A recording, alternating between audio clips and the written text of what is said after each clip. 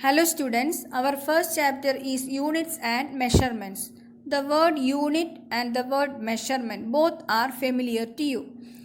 Then what is the need for measurement? We try to express many natural phenomena in terms of relationship among the quantities involved.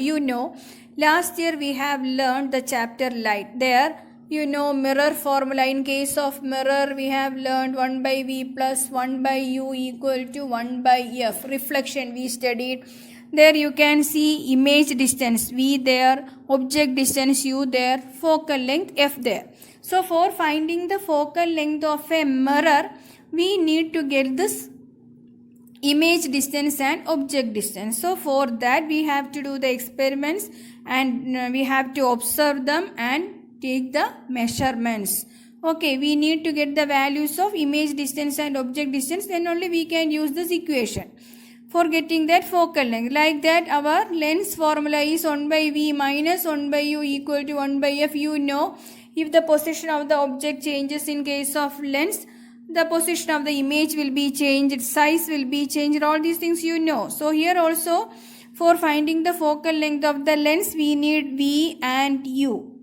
So we need to measure these values. Then if we have the focal length, we can find the power of the lens. Like that electricity we have learned, there we are using some devices to measure the quantities such as current, potential difference, etc. So So we need all these quantities, For saying about the relationship between that quantities, we need to measure them.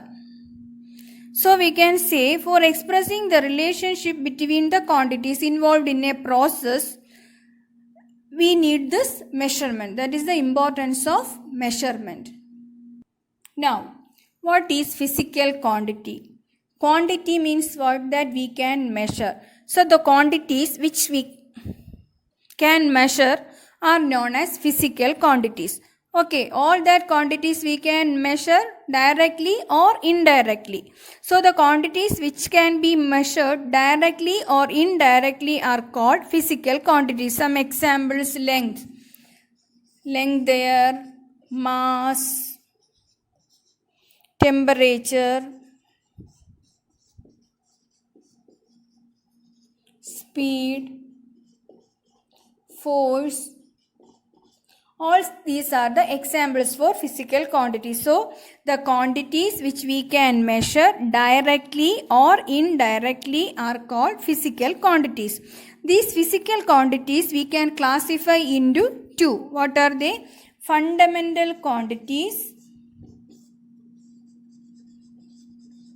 Fundamental quantities.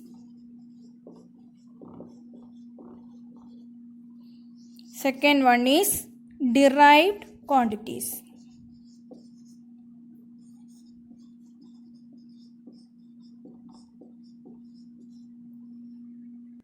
Fundamental quantities. The quantities which are independent of other physical quantities are called fundamental quantities.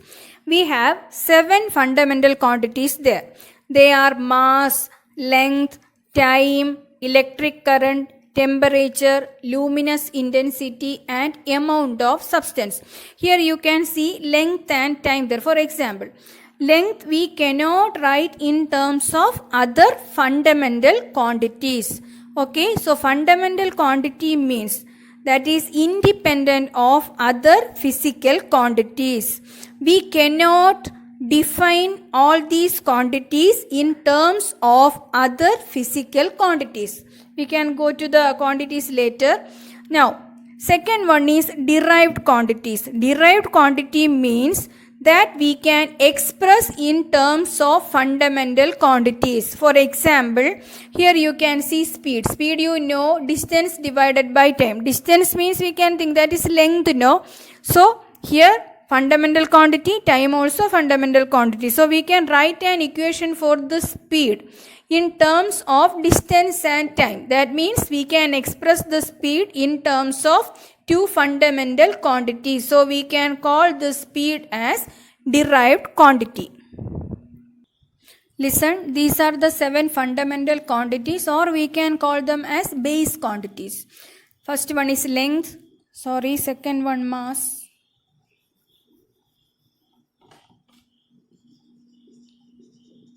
Time, electric current, temperature, luminous intensity, and the last one is amount of substance. You know, derived quantities we can express in terms of fundamental quantities. You can check all the derived quantities. There you can see the equation for all that quantities in terms of any of this. We can see some examples. Here you can see velocity. Velocity, you know, that is rate of displacement. So, displacement divided by time. Displacement length, fundamental quantity. Time also fundamental quantity. So, we can write this velocity in terms of two fundamental quantities, distance and time. Now, not the distance, velocity, no, that's the displacement and time. Then the second one, acceleration. You know, rate of change in velocity is called acceleration.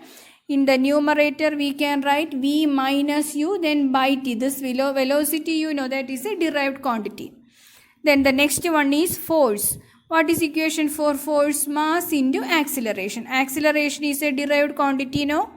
Now, this mass is a fundamental quantity, but this acceleration is a derived quantity, and that we can write in terms of fundamental quantities. Yes, no. So, force is an example for this derived quantity. Like that, momentum also. Momentum is the product of mass and velocity. That is also an example for derived quantities. That means, except that fundamental quantities, all the quantities are derived quantities. We can write them in terms of any of that fundamental quantities. That's why we are calling them, using that quantities to derive the equation for that quantity.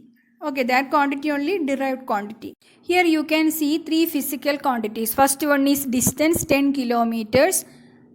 Okay, 10 is the number here and kilometer is the unit. Then time, 1 hour, 1 number here, then hour is the unit. Now current, 12 ampere. 12 is the number here, ampere is the unit. So, without a unit, you cannot express a physical quantity. That is meaningless. So, for expressing a physical quantity, we need a number and a unit. Okay, this number you can call as magnitude. And this is the unit. So, for expressing the measurement of a physical quantity, we need to know two things. What are they? The unit in which the quantity is measured. Then the second one is the numerical value, that is the magnitude of that quantity. Then generally, if Q is the quantity, how can we express that? That numerical value into unit.